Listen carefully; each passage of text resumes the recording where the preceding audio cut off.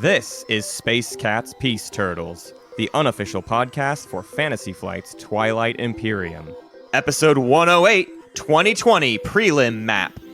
Music by Ben Prunty, featuring Matt Martins and Hunter Donaldson.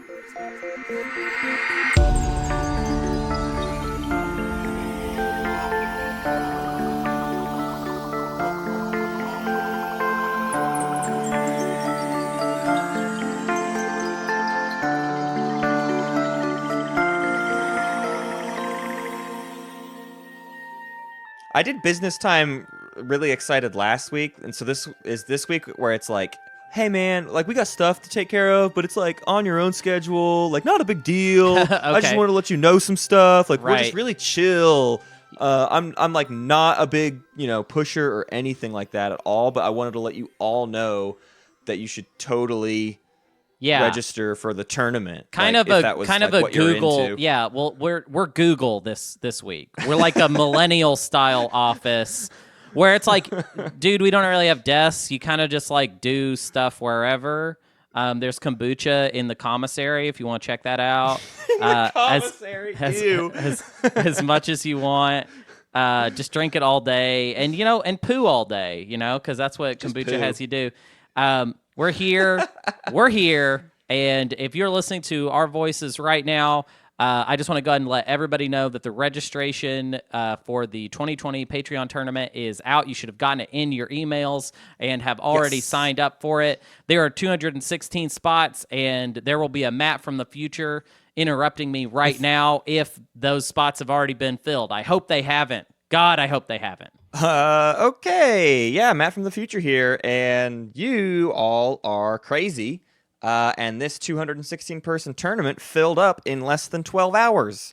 So a little bit unexpected on our part. And so we are now, basically what we have done is more people have been signing up since the 216 filled up, and those people are all on what is called the wait list. The wait list obviously is not a guarantee to be in the tournament. But we had plenty of drops last year. Plenty of people couldn't make it in.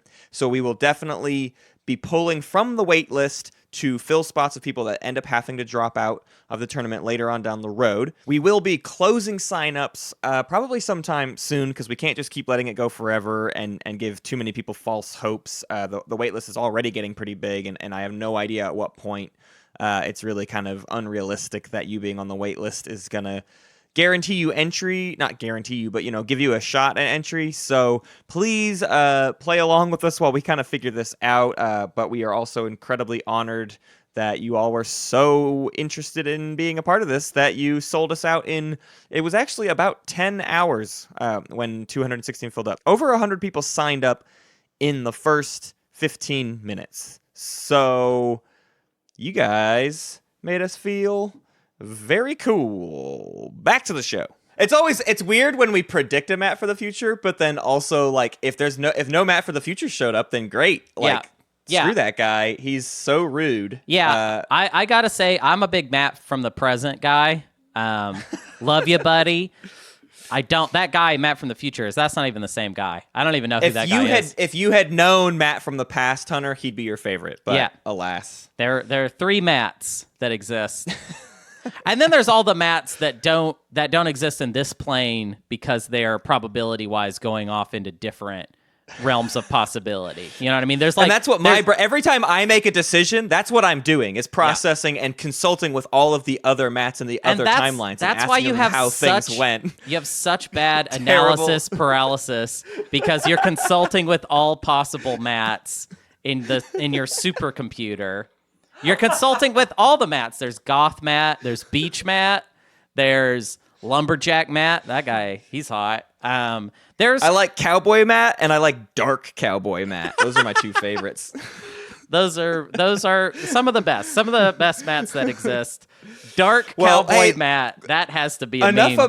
Enough about me's. Yeah. It's time to talk about the map. We did this a lot last year, and if you're newer to the show, maybe you're not familiar, but in our tournament, we have pre-made maps, and we like to tell you about them and break them down and let you in on the skinny So we are just now this week publishing our official map for the prelim round.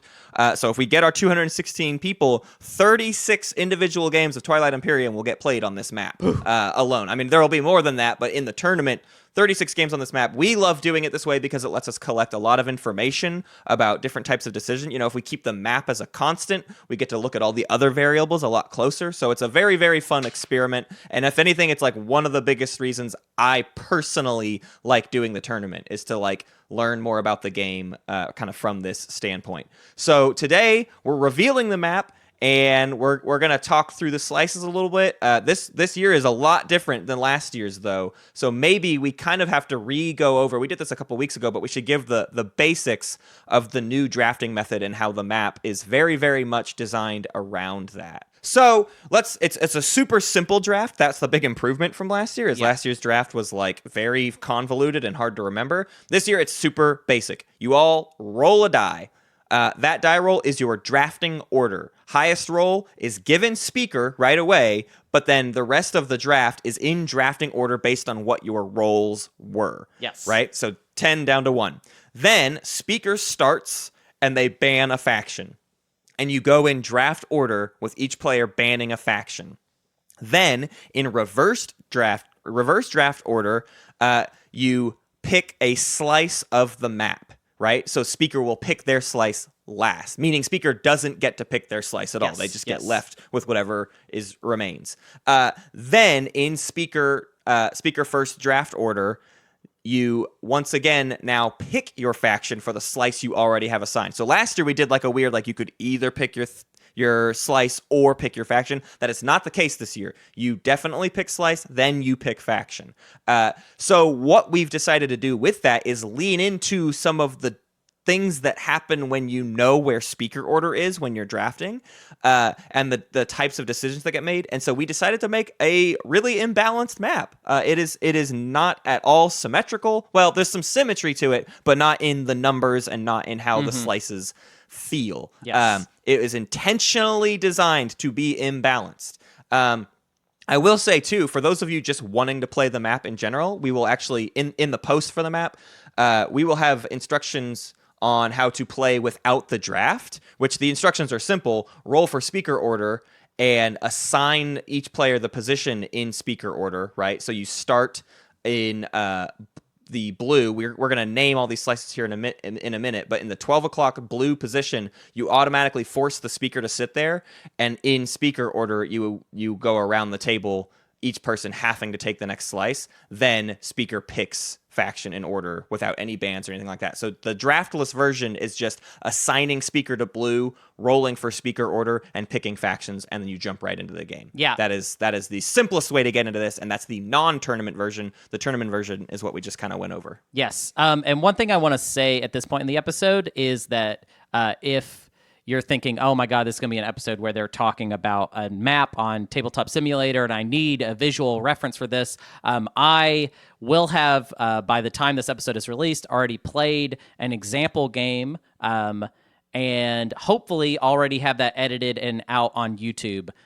Fingers crossed. But it should happen. It will happen. It will be out. Go ahead and pull that YouTube up right now. Check out the video so you can see the map, you can see it being played on so that you understand, basically. Yeah, not to mention we'll have the Reddit post of the map itself. We'll link that in the description of this video. I'll even try to add the link to the YouTube video once that is up.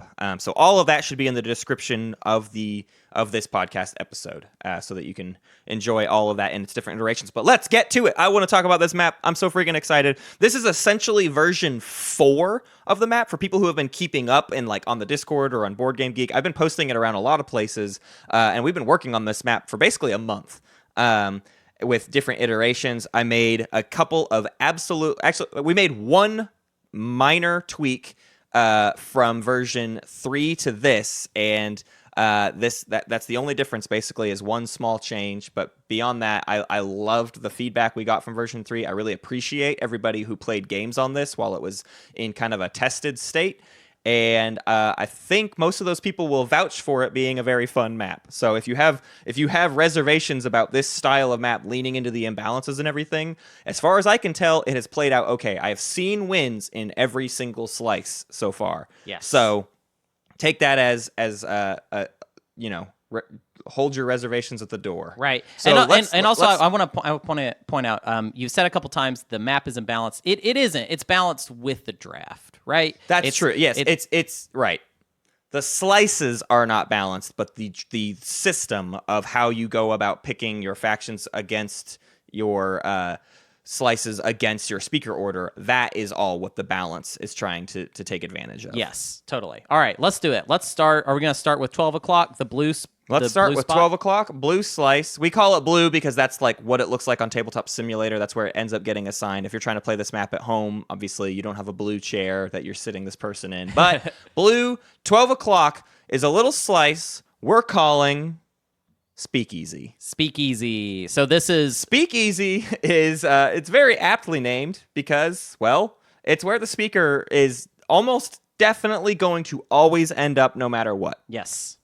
It's designed to be the worst slice, although everything about this map will be debatable. So the reason we assume Speakeasy will definitely get the speaker token is, first off, all the other slices are definitely better, and it is basically the worst, but because, white, green, red, and yellow are all significantly better, by the time it gets to the last two picks, the second to last person to pick would be kind of foolish to pick Speakeasy at this point, because what they would be then doing to themselves is granting themselves last in speaker order for the first round of play, right?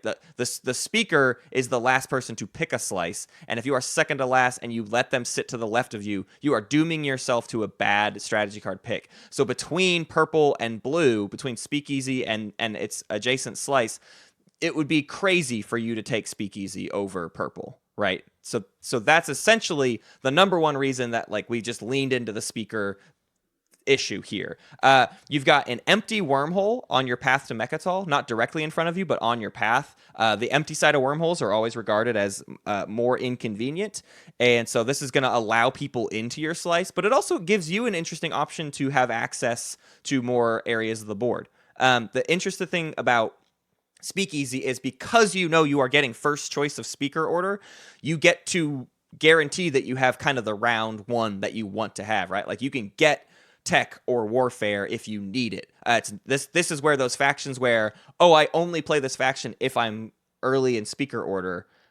This is where that kind of strategy gets to shine. So you could maybe make an early play jumping through the beta wormhole. More importantly, you could make an early play dumping yourself into White's slice. You could be moving faster than they probably are able to, and that will grant you access to more of the slice. You also have 3 cultural planets. You've got Cornique and Resculon. You've got Centauri and Grawl. And those are all the planets in your slice. You've got a nebula sort of protecting you from a neighbor. It's basically an interesting balance of I'm kind of protected from my neighbors, but because I could make an early jump, I could actually really get in their way and annoy them if I wanted to. I could take an early lead from one of my neighbors and hold that over them all game by using my early strength. So I think the thing that really annoys me most about this slice is that the only skip that you have access to is on Grawl. It's a blue skip.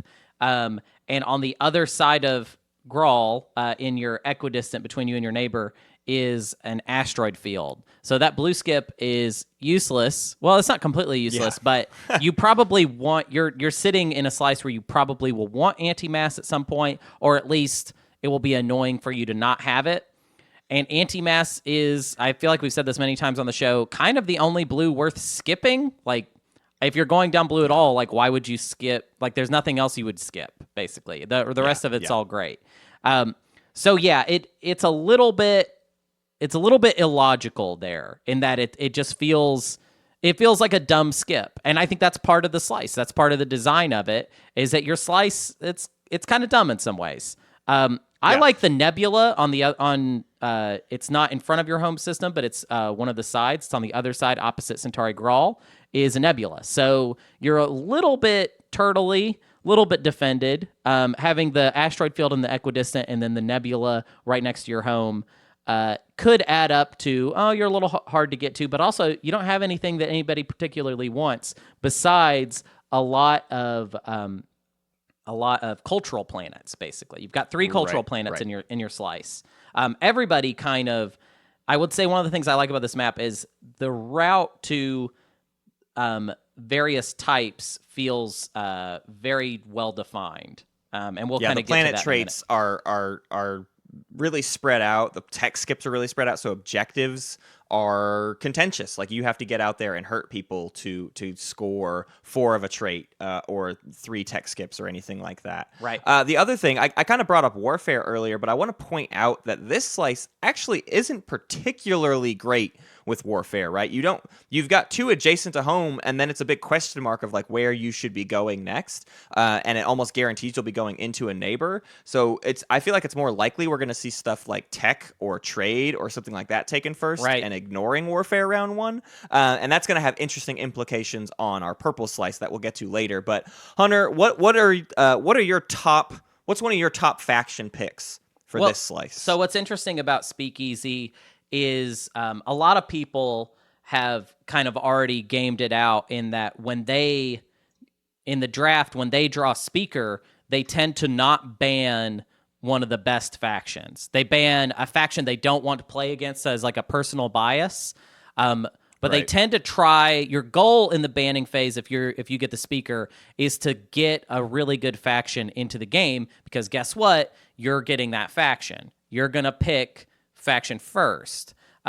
So I feel like really what it comes down to is you want whatever the best faction is. This is a really good slice for versatile players that know how to play a lot of the very good factions. I mean, some of the ones that seem especially good are, I think SAR would be really good here if SAR even makes it into a single game. I mean, for me personally, I'm banning SAR every game as far as I'm concerned in the tournament. But if it makes it through, this is the slice that's going to get it.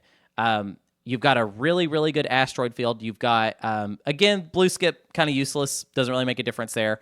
But chaos mapping into that asteroid field and just ruining purple's game, that seems fun. And that seems like that would be a very, very good combination.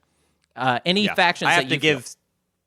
I have to give some kudos to, I kind of like Nalu here, again, for the main reason of it's going to be like maybe if Nalu becomes available, it's one of the best factions you could have access to, and I wouldn't want to see it get into anybody else's hands. And also, I've got that blue skip, and if anybody wants to skip anti-mass to just get a quick fight or 2, it's Nalu. So I don't think there's really that many other reasons why it's an amazing Nalu slice. You've got a green skip nearby, so you could try to skip up to Neuroglaive. So with those 2 reasons in mind, it's not too bad. It's not like you're needing lots and lots and lots of money as Nalu, so the resources aren't a problem. I will say it's not quite as much influence as I would like to see, but you can make it work. I mean, you've got Centauri and Kornik, and if you take Tarman, you could use that as your other 3. You could get 2 command counters per leadership pop. So it's really not that bad for a Nalu slice, in my opinion. Right. And I think it really just comes down to what's going to be the best. I think, okay, so we have one kind of wild card faction that you've thrown in here, which is Ghost. And I think the reason we're throwing in Ghosts is because you get what is considered the bad side of the B wormhole. But I feel like Ghost doesn't really care. In general, the good side or bad side, I just want to have a wormhole near me.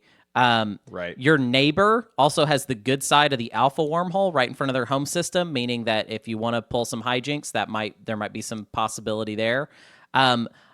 Especially considering like Dimensional Splicer or something like that. I personally think, though, that's a wild pick, personally. Ghost, it's kind of wild. Slice. There's 2 other reasons that I think Ghosts get picked here. One, it's that same blue-green tech skip thing. I think Ghosts skipping a blue tech to get Carrier 2 and getting Neural and then skipping a green tech to get Infantry 2 is really, really efficient use of those tech skips for them and gets them to a pretty powerful position really fast. And more importantly, I think purple is a really great Ghost slice as well.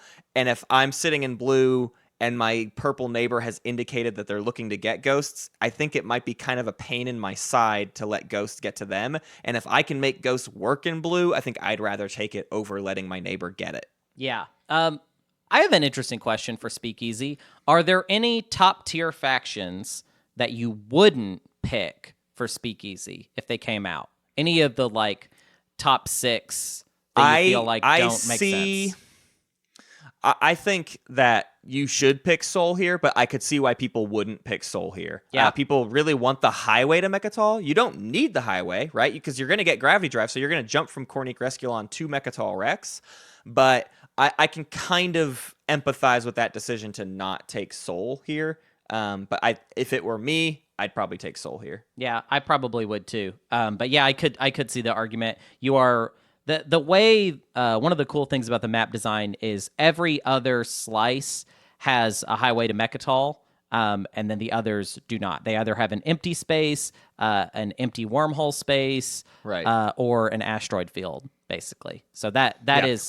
We haven't talked generally about the styles of neighbors, because that's the other design philosophy of this map is every single slice has 2 types of neighbors, and we need to come up with a term. We didn't do this beforehand, so Hunter, we're going to have to come up with a term on the fly here. But you have 2 distinct types of neighbors.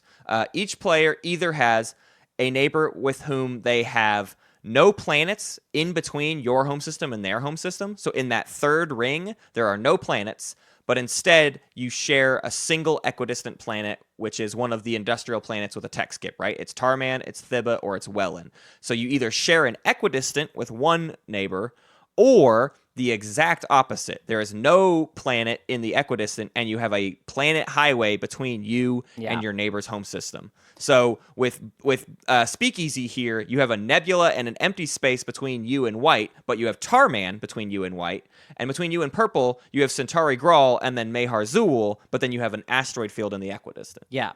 So I don't know. The only thing that really comes to mind is the idea of like some of them share cubicles and some of them share like a water cooler, Like, right. You go out and meet them there, and some of you are tucked back doing your own and literally relationship behind the your stuff is right next to each other's stuff. You can see their desk, they can see your desk. If you do something weird with your desk, they're gonna know about it. So cubicle, there it is. Cubicle buddies, and then water cooler friends. All right. Well, Hunter, break down purple for me. Yeah. Give me that name. So purple is called Lil Brudder. Which is a Homestar reference that I don't understand. Can you tell? Actually, I'm going to throw it right back to you. Tell us about Lil Brudder real quick, and then I'll tell you about the slice. So I'll tell you about Lil Brudder. Lil Brudder is a little one-legged dog, and he's trying as hard as he can. He's gonna run 100. He's gonna be a quarterback someday, and we just believe in him because he's got the heart of a champion. And boy, is it the saddest story you've ever seen. Yeah, so that didn't make any sense to me, but anyways, I'll tell you why I like the name. Is I feel like this is the second worst slice, and Lil Brudder just seems like a good way to describe that. I think there's a lot of potentially good things about this slice. It has some problems. I don't think it's as bad as the slice we just got done talking about, but I think there's probably going to be a lot of people that try and make that argument. So I think this is kind of your underdog slice, because you're getting second worst slice, but you're not getting the benefit of getting able to pick first. One of the things about this slice, and actually I'll do just a quick overview of the entire slice. So on either side of our home system, we have Mehar Zool, which is our cubicle buddy with the blue player that we just got done describing. So that's a 1/3 with a red skip. And on the other side, we have we just have empty space. Right in front of our home system, we have Lodor, which is a 3/1, which also has an alpha wormhole in it, but it's the good side, so that's not too bad. One of the worst things about this slice, by the way, is round 1, you've only got 2 planets. You've got Mehar Zool, and you've got Lodor. Your right next to Mechatol, your path to Mechatol hex is Arnor Lore, which is a 2/1 and a 1/2. So not too bad. I would say one of the main problems is that our only skip is a red skip. The fact that you're kind of like getting a second pick, but like I don't know. I think there's a lot of weird gaminess to this slice. However, that being said, both me and Matt kind of agree that there is a likelihood that you're going to get a lot of access to Warfare than you would normally. In a lot of games, Warfare is one of the most common first picks for Speaker. but it doesn't feel like Speakeasy is really going to have a lot of good stuff to do with Warfare. We say that, but then I bet we're going to be proved completely wrong on that point. But it feels like just the way the slice is set up. I mean, if you take Warfare, the best thing you're going to be able to do with it, I think, is get ready for Mechatol, and you don't have a very good slice to just like take Mechatol with, without basically forfeiting like all of your planets round 2, which seems kind of early. You could take Warfare and go after Tarman and the Equidistant, but regardless, I think we're all thinking that Warfare is probably going to end up, more often than not, an option for you round 1 in Lil Brudder, which means with Warfare, you could go ahead and fill out your slice. So, yeah, we've only got these 2 planets, but they're a 3-1 and a 1-3, which isn't horrible. And then if we get Warfare, we filled out the entire slice in going into round 2. I think having a wormhole right in front of your home system is kind of always a disadvantage. I'm glad it is the good side. I think this is the slice that we will see make pretty wild plays for Mechatol more often than not, just because they don't have a lot going on, and they kind of it just feels like this is the one where you're going to need to go for it. You're going to be able to set up for it too, because you get second pick round 1. So if you take Warfare, you're set up to go after Mechatol. You filled out your slice. You're going to have enough influence just in your slice to even make it. Anyways, what were you going to say, Matt? Yeah, I think this is just the funkiest player at the table, that you just have the weirdest access to things. You have kind of the best options, and I think we're going to see a lot of really wild play come out of this Lil Brudder slice. I definitely think people are going to really freak out about the only 2 planets adjacent to home, but like you kind of detailed, I think that there's plenty of room to make up for that in round 2, or even if you do get Warfare round 1. I think you're going to be fine. Right. And you've got your Equidistant with your water cooler neighbor to your left is a Thibba blue skip, which is equally kind of weird, right? We've got the 2 blue skips kind of close to each other, and they're both essentially surrounding an asteroid field. So I don't really see that blue skip making much use for our Lil Brudder. But I think this slice is the kind of slice that I would gravitate towards, is the kind of slice I would feel comfortable in, because I'm looking to just make kind of crazy plays and really make action happen. And that's why, for me, I think it's a really great Ghost of Creus slice. Yeah. This is obviously the wormhole cool. in front of home is good. A red skip right adjacent to you so that you can skip to dimensional splicers is super, super handy. You've got a decent amount of influence that you have access to, basically Meharzul lore, and then if you get Thibba, that's 2 command counters per leadership. That's kind of what you want to try to get 6 influence. That's ideal.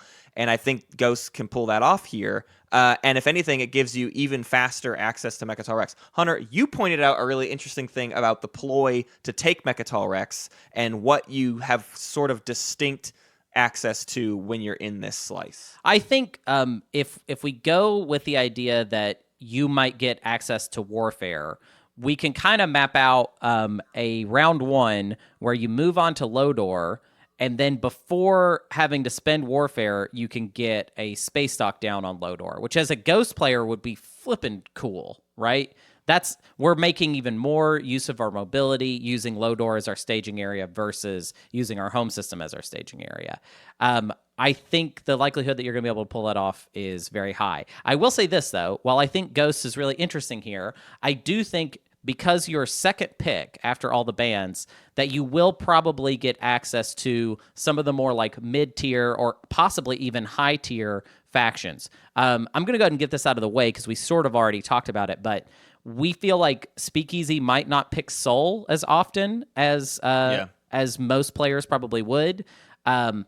Therefore, if Soul happens to make it through the ban, the likelihood that you're going to get Soul as Lil Brudder, I feel like, is pretty high. And I think if you get that opportunity, I mean, you got to take it, right? Like, I think that's a better pick than even Ghost. Like, Ghost is the interesting wild play. Soul is like, yeah, that's solid. The fact that you are this early in picking factions and you have a slice that can take Mechatol early, I feel like that's a no-brainer. The other 2 that I feel like we've talked about are kind of more mid-tier, just like these factions are just good. Barony, for, I think, super obvious reasons. And then L1, which maybe needs to be justified a little bit more. I feel like L1 is just a faction that's kind of perfectly on the tier list that they will make it in. So you will get access to them. And I think at this point in the draft, L1 is probably going to be one of the most common best factions available to you. Yeah. And definitely. honestly, they're just like that home system, that 5 resources balanced with this like kind of higher influence slice, I feel like is going to serve you well. That's kind of all I have, though. I besides that, I think this one is just like pick the best faction you can get a hold of. If for some reason they all mess up and Jolnar makes it to you, get Jolnar. Like, just get whatever you can get essentially for this one. Yeah. The other thing, too, just to drive home the Mechatol idea here, again, we're thinking you're going to be able to make aggressive plays because you know you're early in the speaker order. And if you do manage to take your entire slice round 1, you've got the 1/3 Mehar Zul, the 1/2 Lore. That's 5 influence already. All you need is 1 more influence. You could spend Arnor, or if you manage to luck across a trade good, you could easily have the influence necessary to take Mechatol Rex round 1 and be in a great position to do so. Right. So that's just one more notch in the belt for why this is probably a pretty great Mechatol slice, if you set yourself up for it. I think the biggest thing with purple for me is you do have to play with its weaknesses in mind, maybe more than any other slice at this table. This one, you have to look at it and go, I can't just pick any old faction here. I have to understand what this slice is good at and what it is not good at. A very, very turtley, slow faction is not going to have a great time in this slice because you're not getting enough stuff early on, right? Which means you're not getting enough plastic on the board early on, which means somebody else is probably dipping into your slice pretty quickly. Yeah, I'll say this. I think sort of similar to Speakeasy, there is we need to be prioritizing the best faction available. With Ghosts, I think being the only real exception, because I do think we will see a lot of games where more than one of the top tier factions sneaks through the ban draft, and then just try and get that one. Go for it. Like I think you're going to need a lot of help in this slice. Still, there is a huge jump from this slice to the next one. Once we get to the next slice, we're basically talking about a couple slices that are kind of on the same playing field. And I think these next 3 are gonna get remixed a lot as far as like how people think about how good they are. Everyone's gonna have their own opinions here, basically. Yeah. So let's start digging into those. The next 3 are still balanced from a standpoint of like starting with white, it is numerically the best, then green, then red, then yellow, then purple, and then blue. But the way that green, red, and yellow are all structured is that they all have very, very different strengths within those numbers. Right. And that's where people will have totally different opinions on which one is actually the best. If you're the type of player who wants way more influence than you want resources, you're going to think a different slice is better than someone who wants way more of something else, or someone who wants a balanced slice. So to start off with, we have yellow here, the slice that we are calling Turtles Paradise, and you're going to have to now explain that reference. Oh, okay. So Turtles Paradise, this is a pretty silly, stupid reference, but it's just a reference to Final Fantasy VII. I was just trying to come up with... literally, Turtles Paradise occurred to me as something to call this slice, just to give you an idea of the theme here. And then I realized, like, oh, wait, that's already a Final Fantasy VII thing, so I just went with that.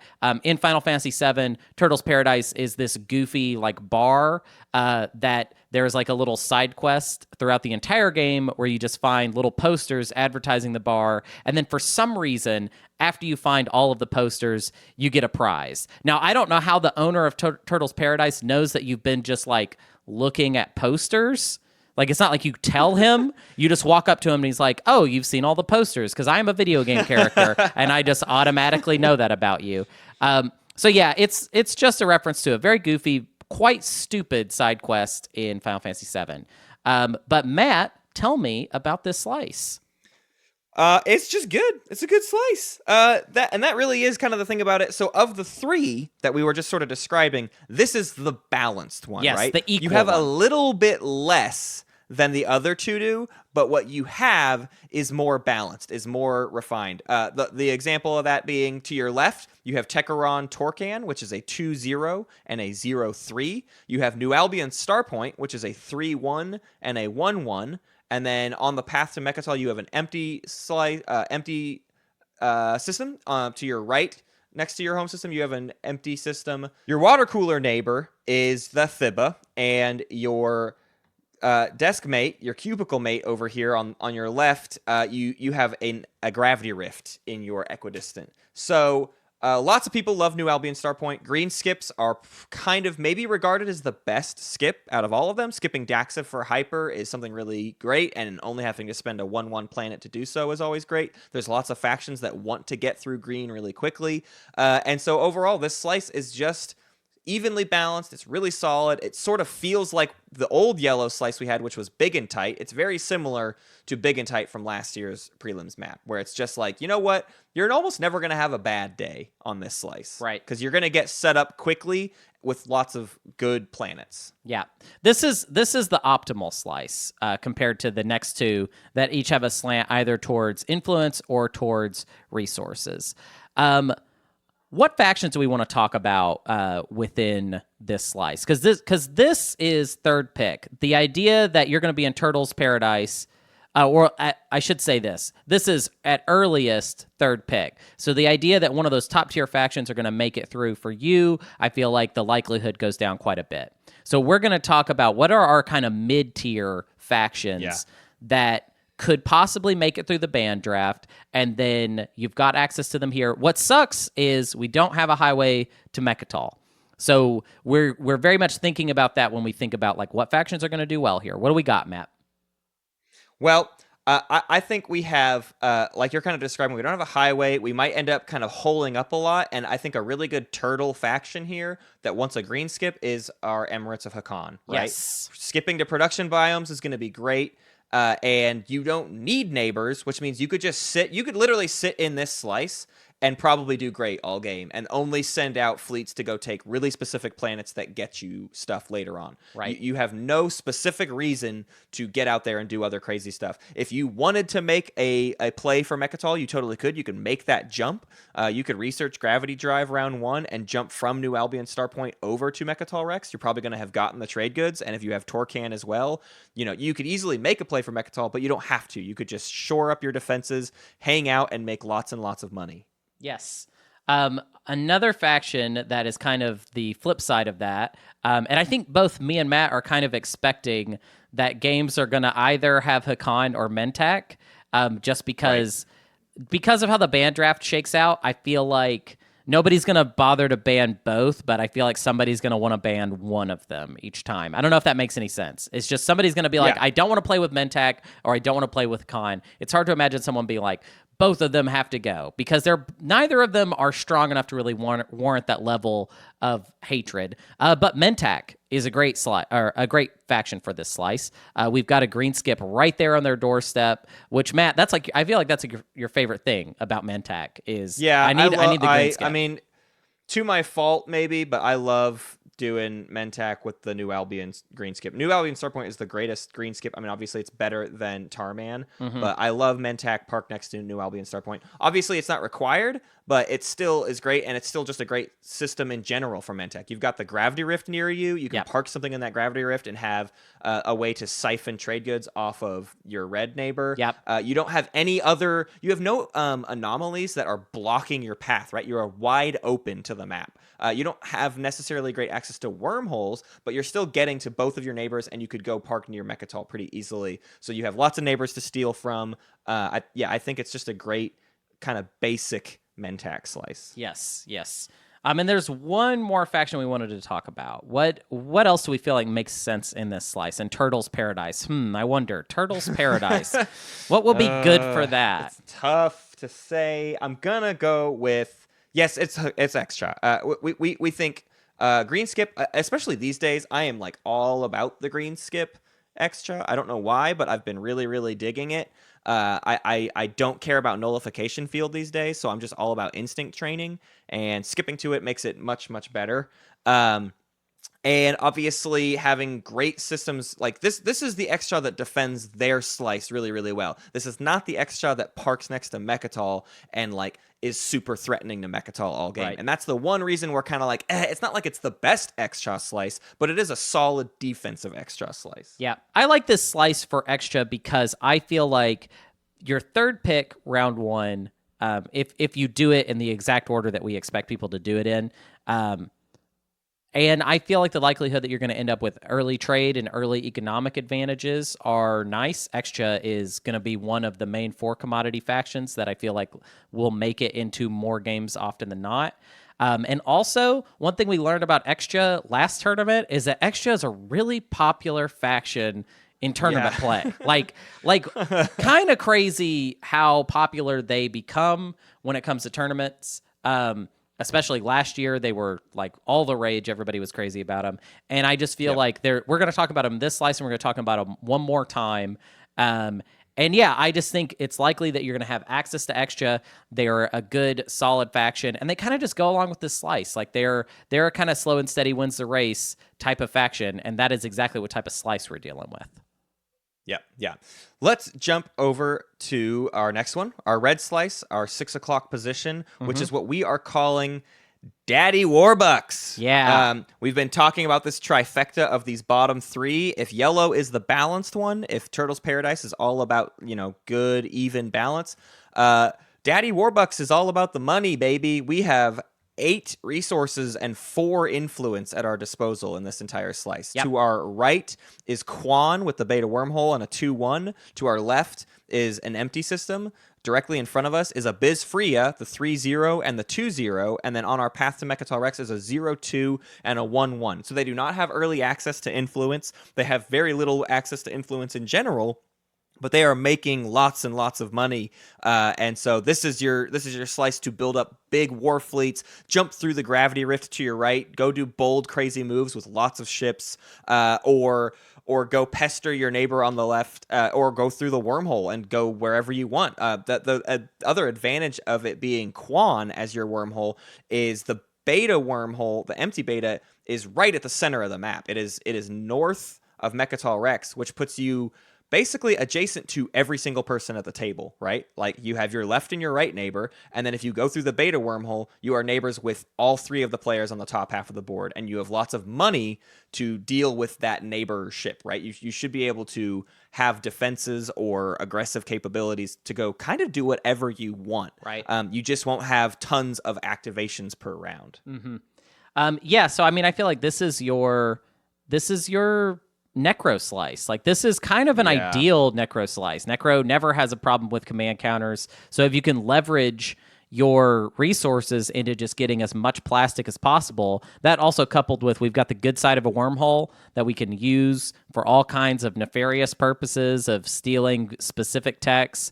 I think that this slice is so good for Necro that we will see Necro banned more often than not. Yeah. Just because people will be like, we don't want to see Necro in this slice. Because honestly, this slice, without Necro on the table, I feel like does kind of drop in value a little bit. Nobody can really make use of this slice as good as Necro can. The Warbucks, it's just so it's so based on like you need to be churning out a lot of plastic with this slice, and that means you need to be doing a lot of fighting.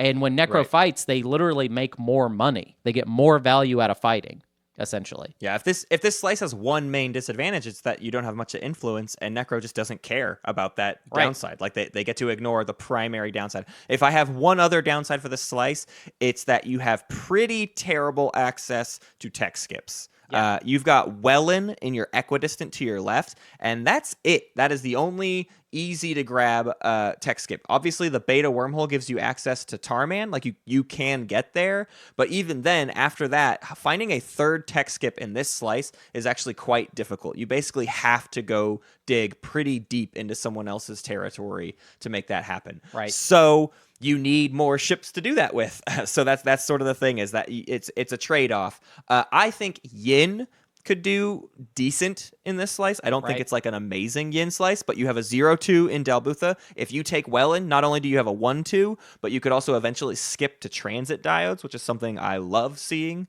out of a yin brotherhood. And it's not like I think yin desperately needs lots and lots of money, but you certainly could put it to use. I mean, using just those planets to build the huge van isn't going to hurt anything, and pumping out lots of destroyers and lots of carriers to move infantry around, and then use the destroyers to block hits and whatnot. Like there's just a lot you can kind of pull off with yin here. It's not my most ideal yin slice, but I think they will thrive just fine here. Yeah, I agree. And one other kind of edge case I want to bring up is I think if there is a place for Arborek besides the last slice that we're going to talk about Arborek again in, I feel like this could be it. Mostly because this slice to me feels like it's got a lot of potential, but it's going to be a slow start because of a command counter problem. And Arborek is kind of already a slow start, so I feel like that's not that big of a deal for Arborek. And the idea that Arborek is going to get a lot of early resources that as we just kind of trudge through the galaxy towards Mechatol Rex or towards our neighbor, it just...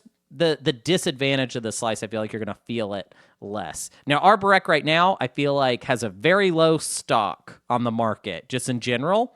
So I think there are a lot of people that probably heard me say that, and they're like, whatever, I'm not picking Arborek no matter what. Yeah. I get that, but I do feel like this slice could be a spot where we see some Arborek play. I believe it. Yeah, I want to point out the two sort of like weird things to consider with Arborek in this slice is to your left, your neighbor has a supernova in the way, so they're not making any rush jobs on your home system, right? Your green neighbor definitely does not have the ability to do that round one.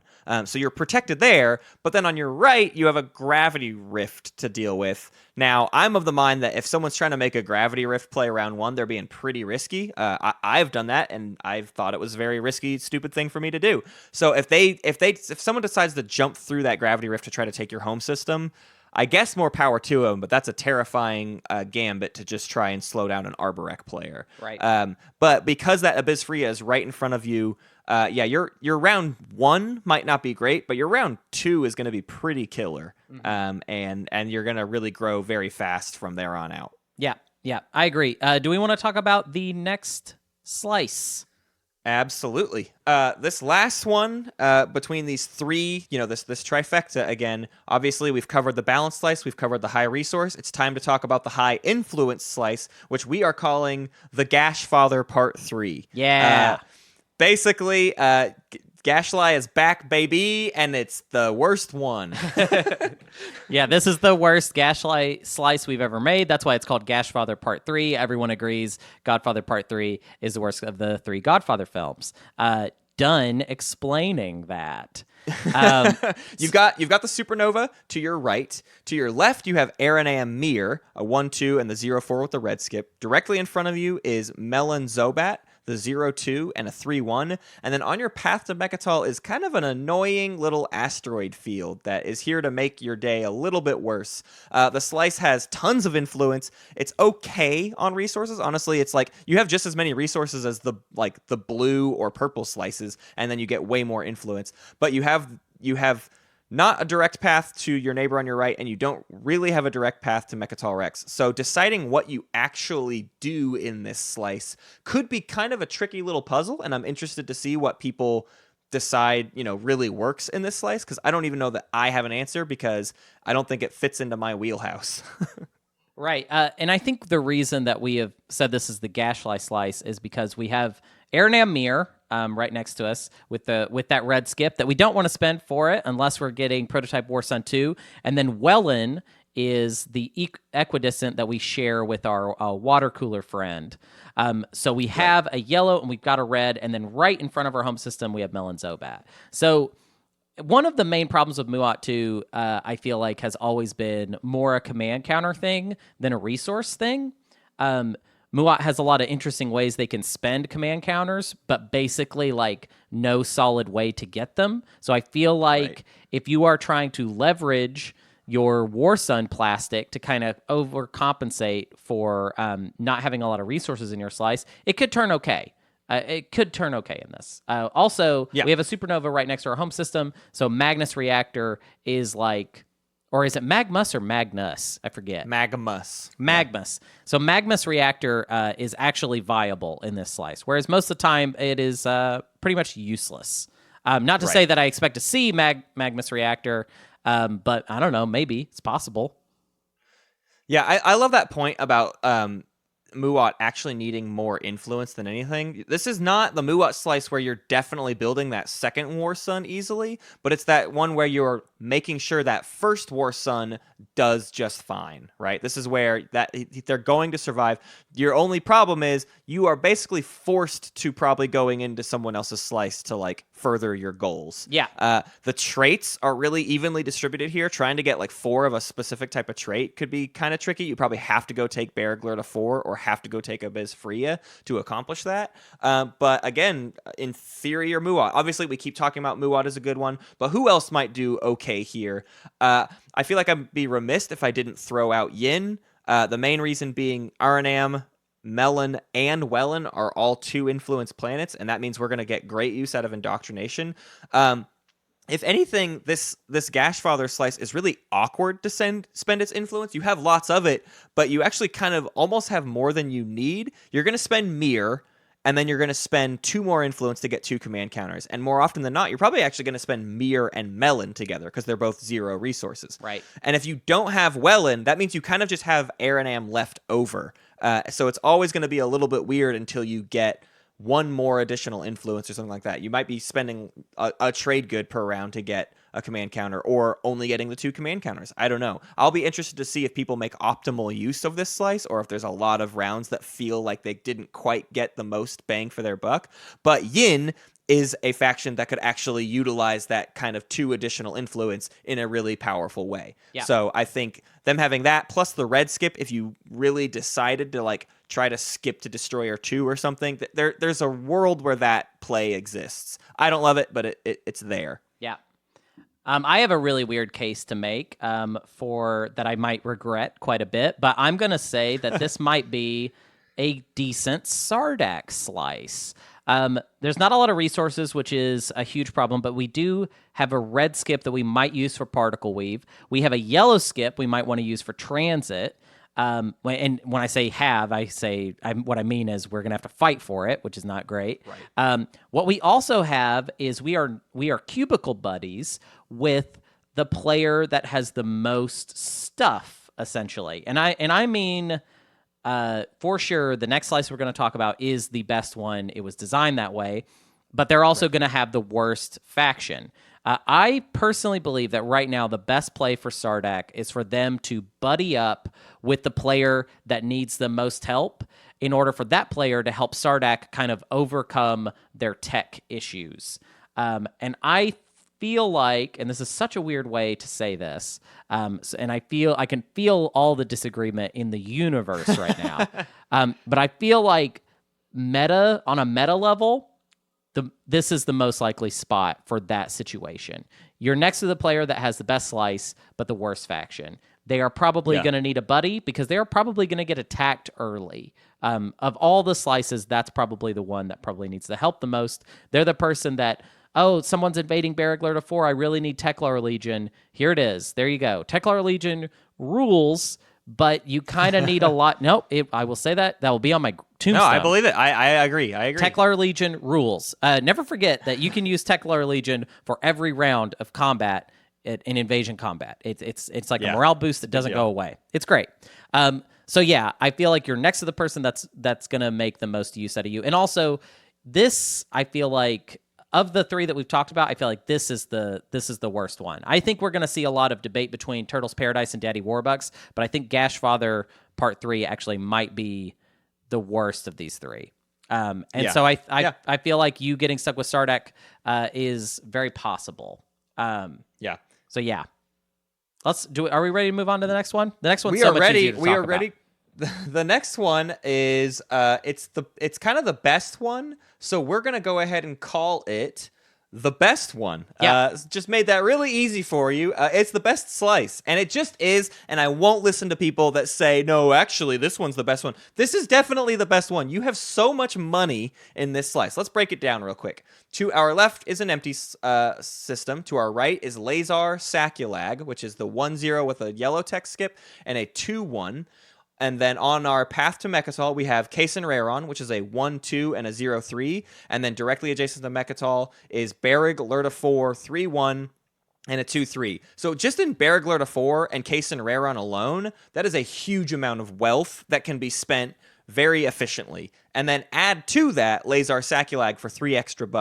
You are just rolling in cash. You are rolling in command counters. I really don't foresee players having any issues because of this slice, except for the meta reason, which is that people are, like you were saying, Hunter, there's a very real chance that Speakeasy decides to just dig right into your slice. There's a very real chance that Gash Father Part 3 decides to take Lazar Saculag from you. Gash Father Part 3 has very little resources, and those 3 resources sitting directly adjacent to their Aaron Amir, that's a good little grab for them to go take. So you will have eyes on you. You won't be the faction you necessarily wanted to be in this tournament, but you will have the best slice, but that makes you a target nonetheless. It's going to be rough going here. You're going to need to find ways to make friends in this slice. Yeah. The other thing that's so important to remember with this slice is that you are going to get always pretty much last pick, unless people mess it up, which we are assuming that you guys are going to play this draft a certain way and then kind of leaving it up to you guys to do it however you want. That's kind of our policy here. But assuming you guys play it the way that we think you're going to play it, you're going to get the best slice, but you're going to have the worst available faction. And that, I feel like, is the kind of juiciest part of this whole system. Like, that's my favorite part, is that you are going to be sitting through 6 bands and then 5 picks, and then you get whatever's left over after that. Right. What's a bigger deal, though, is that you will almost definitely be last in speaker order pick. Oh, for sure. A previous version of this map basically had Lazar Saculag and Kaysen Raron swapped. And the argument basically was if the Lazar Saculag is on the path to Mechatol, it's an even better spot to put a space stock, which you're probably getting construction round 1. It's almost guaranteed that you're getting construction round 1. And we decided to flip it because we wanted to make that relationship with your Gash Father neighbor a little bit more interesting. But it does mean you kind of have a slower start, which I'm into. I'm interested in this idea that starting from the 12 o'clock position, starting with Speakeasy, they get the quick start, and yellow gets the slower start. But if white fills out their slice, if the best slice gets filled out, you are going to be in the best position, but you have a slower odds of getting there. Right. So it'll be tricky. There will probably be players that decide to go to Lazar Saculag first instead, so they can put a forward dock on Saculag. Or if they have a way to get to Berrig Lerta 4 right away, obviously they'll try to drop that forward dock on Berrig. But in general, you're going to have some interesting decisions to make round 1. But for the most part, your goal is to just keep friends while you fill out your entire slice. This slice, I think, we talked about extra in Turtles Paradise, but I think this is our other really good extra get because you've got a really great path to Mechatol. You've got a great place to station your forward dock and your flagship adjacent to Mechatol Rex. You've got a yellow skip if you decide to go the nullification field route. You've got a green skip nearby for instinct training. You kind of just have all the things you want and the option to do either an aggressive extra or a defensive extra. That was the issue with Turtles Paradise, is you don't really have the option. You kind of are forced to being defensive. This one, you kind of get to do whatever you want as extra. Yeah, I think we'll see a lot of games where if Turtles Paradise doesn't pick extra, then this is where extra is going to end up. Just kind of game theory, using game theory, I feel like nobody else is going to pick extra. That's really bold to say now that I hear it out of my mouth, but because I bet I'm going to get totally proved wrong over and over. But sure, if people are playing into our logic right now, then this is where extra I feel like will end up. The other faction we want to talk about is Yin. Matt, I feel like you kind of have more of a Yin case to make than I do, though. What do you got? Well, it's a little bit. I guess it's funny how anytime there's a planet with 2 influence, we're just like, oh, I guess that's a yin slice. But Right. it's always that 2 influence and a yellow tech skip nearby that always helps a lot. And again, having lots of resources and lots of influence gives yin a lot of options. Also, a green skip nearby means you can skip to infantry 2 even faster. So there's a lot of solid, versatile decisions you can make with yin in this slice. We also want to throw Arborek out there one more time too, because it's just, again, it's a good slice. The big argument against Arborek here would be most people refuse to play Arborek if they don't get like very great strategy card pick, which you are absolutely not getting. Like, you are getting construction in this slice. That is just the way it's going to be. But I'm starting to see more and more people come around on the idea that Arborek with early PDS doesn't necessarily hurt. You start with a red tech, you're getting Sarween right away. You can get PDS2 pretty fast. If you plop 2 PDS, one on Case and one on Ran or something round 1, it's not that bad. You don't need the space docks. It depends on what people think's going to happen, but I think Arborek could do okay here. Yeah. I just think that if you kind of play out the draft in your head, there is a point that you can get to where it's like, well, I'm not going to take Winnu. You notice we didn't recommend Winnu for basically any slice. Yeah. So what are you going to pick? You know what I mean? You're at the bottom. I feel like we're going to see people roll the dice a lot of different ways. And I bet we'll see Winnu, but essentially this slice is whatever is left, pick the one that's best for you. That's best for your play style, for what you like to do. I would say if this one's kind of similar to Speakeasy. In Speakeasy, you got the worst slice. You should just pick the best thing. In best one, you have the best slice. Just pick the best thing available to you. Stay versatile. Lean into your play style. There's no more surprises at this point. You're picking your faction pick is the last thing that happens. So just go for it. Run with it. I feel like we're going to see a lot of crazy stuff in this one. Yeah, the biggest thing is that this slice has nothing that it really has to fix. Which means it really does become more about you as a player. Yeah. It is not a thing of like, oh, it's all influence, so you better pick a faction that can do well with all influence, or it's all resources, they better be able to survive without command counters. This one is just like, you have everything, but you're getting really the dregs. I mean, you will be picking between 6 factions by the point it gets to you. There will have been 6 bans and 5 picks before it gets to you. So between those 6 factions, it really does just have to come down to whatever your play style will be able to utilize best. I don't think that there is a totally optimal faction that's going to be left to you in this slice. It then just becomes about what can you accomplish. Yeah, me and Matt did a mock draft just for fun where we split up all the spots and we played half the spots. And the factions that we ended up being able to pick from for the best one is Ghost of Krius, Sardak Nor, Muat, Excha, Arborek, and Winnu.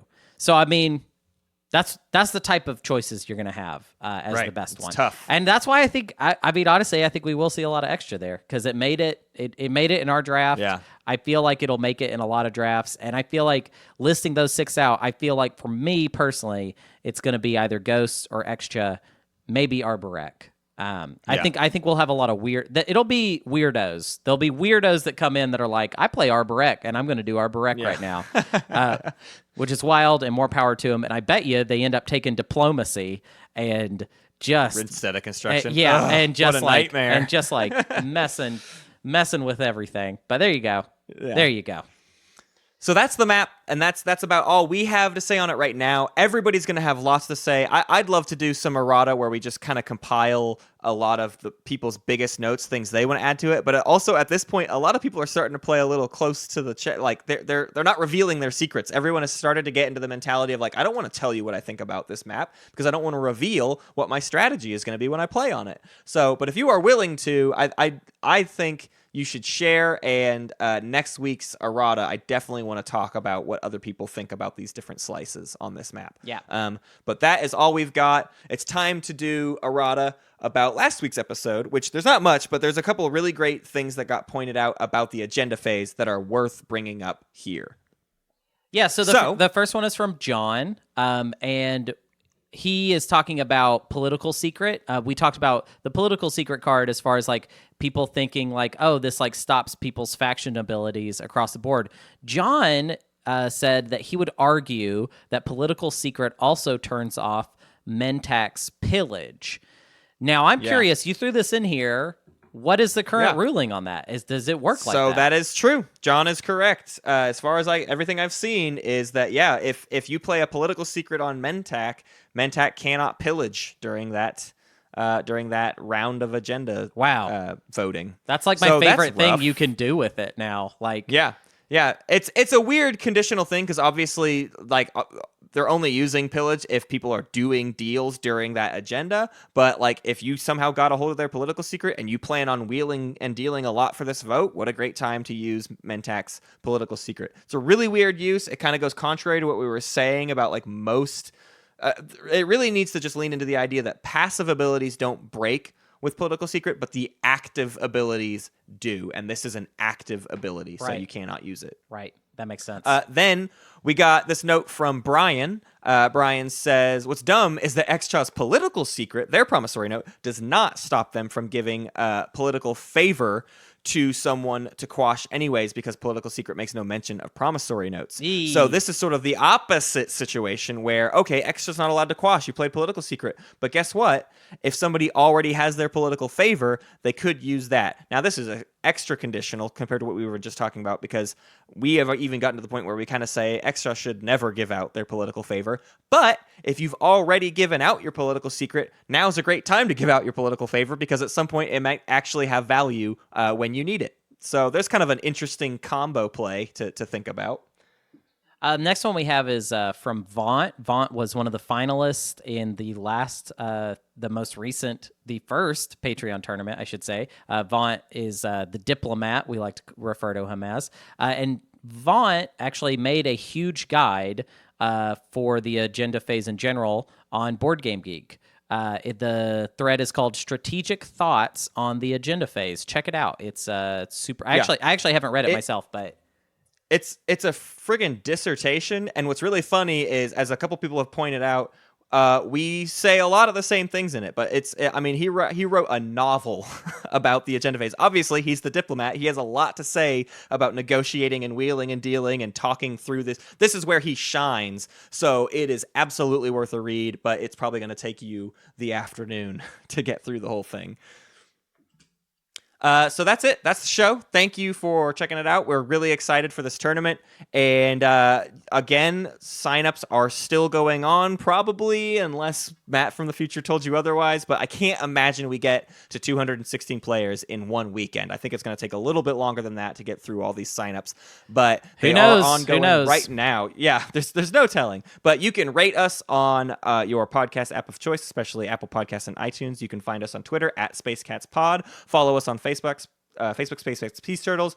We have a Twitch and a YouTube. Hunter, do you want to tell us about kind of what's coming up on the visual side? So SCPT? There should have been a YouTube video that dropped either today or yesterday. I'm basically boxing myself into that right now. And I am starting to nail my Twitch schedule. What it is going to look like is every Saturday and Sunday, you're going to see me streaming Twilight Imperium. You're going to see me streaming Dune, Root, all of the board games that we talk about on the show.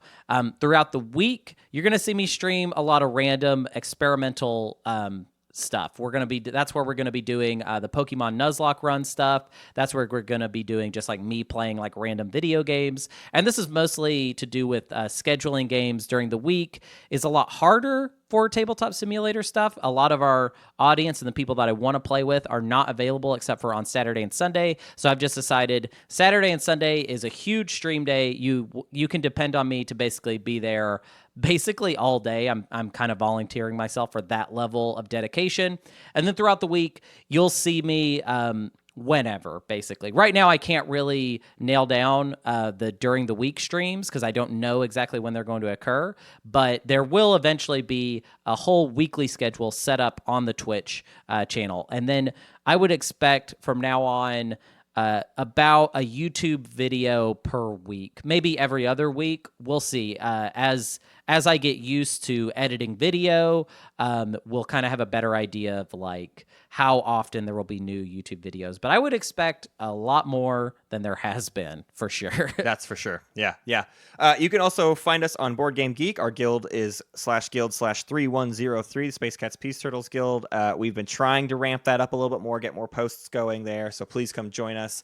You can also join our Patreon so you can get in this tournament, so that you can get your own episodes, so that you can be a part of the Galactic Council. All kinds of benefits, all through our Patreon. And if you join our Discord, you can join the secret chats that all the different Patreon levels have. But you can also just join the Discord for free and be a part of all the other normal fun conversations that are going on weekly. I am Hunter Donaldson, and I'm a co-host of the show, and you've been listening to me for about an hour now, and I am also a comedian. I've got a couple dates to throw at you. The first one is my buddy Alex Falcone is moving away to sunny LA, and he is having a very, very cool going away show in Portland, Oregon. All of these shows are in Portland, by the way. I always forget. I feel like I throw that out at a weird time. Yeah, I'm a Portland comedian, so you got it. If you're in Portland or in the area, please come check me out. Otherwise, if you're in Austin, don't fly all the way here to just see me do some show. I will come to you someday, I promise. So here we go. Alex Falcone's Going Away show, which is at Helium Comedy Club on Sunday, November 24th. It starts at 7 p.m. and the tickets are $12. This show is going to have a very high quality of Portland stand-up besides myself. I will be there. Curtis Cook, who is like a Comedy Central comedian who writes for the Jim Jeffries Show, and he wrote for Crank Yankers, like the new season of Crank Yankers. He wrote for that, kind of oddly enough. He will be on the show. And then Alex, of course, was Portland's funniest person from last year. So yeah, me and a bunch of really great comedians on that. And then also, I am going to be on the Ha Ha Harvest Festival, which is kind of a newer Portland comedy festival, but they have a really, really great lineup. So let me throw out some dates for that at you. On Friday, November 29th, I will be on a show called Comedy Cornucopia. I'm hosting that show. It is packed with professional, very high-level comedians that I do not know why I get to work with them. It is so crazy. It's literally just going to be me hosting it. I'm going to come out and be like, "Hi, everybody. I'm a little boy." And then I'm just going to bring out these like killer, amazing comedians that their accolades are like, it's too much to even name. Insane. Really insane opportunity for me, and I'm really excited about it. So please check that show out. Again, it is called Comedy Cornucopia. It is at the Siren Theater on Friday, November 29th at 6 p.m. Later that night, I will be on a show called Synchronous with Me, which is like a really weird... I can't even describe what the show is. It's basically us just like walking through the streets of Portland, and we like roll dice and play games in the middle of the street. It's very fun. It's very strange. And that show is at Kelly's Olympian on Friday, November 29th at 10 p.m. The next day, Saturday, I will be on my true crime comedy podcast, Dumb and Busted. That show is at Kelly's Olympian on Saturday, November 30th at 4 p.m. And then later, that same day, I will be at Kelly's Olympian doing a show called Spec Script that me and Matt have both done. That's a very, very funny show at 8:30. And then lastly, my last show for the month is a very funny show called Forgotten Fantasies, which is sort of like, it's like Mystery Science Theater, except for we're specifically bringing like a piece of media, like an old cartoon that we forgot about, and we just kind of play it and make fun of it. And that show is at Kelly's Olympian on Sunday, December 1st at 8 p.m. We're almost through, and then I won't be overloading the end of the episodes with all of my comedy stuff. I thank you guys so much for, if you guys even listen to that at all, I thank you so much for that. Now, what do we give them at the end to make it worth it? What's our little secret nugget? Do we have a secret thing just for them? I have a secret. Oh, okay. Hunter's cousin was in the Little Rascals, and you have to guess which one. Go, my little beloveds. Go figure out which one of the people in Little Rascals is Hunter's cousin. That's so weird. Well, and first of all, he's not my cousin. He's like my second cousin or something like that. And I only ever saw him once, and I'll probably never ever speak to him again. Distant relative. Pretty distant. But you know what? I'll say this much. He kind of looks like you. Yeah, you can kind He of. looks like a young you. I think It's that's there. I think that's why I bring it up every once in a while, because my mom just like kind of told me that when I was young. Like even after I think I had met the dude, it was like afterwards. She was like, "Oh yeah, that guy's like kind of vaguely related to us." And then I was like, "Man, I kind of see it. I kind of feel it even." That could have been me. But yeah, so go watch the '90s Little Rascals remake.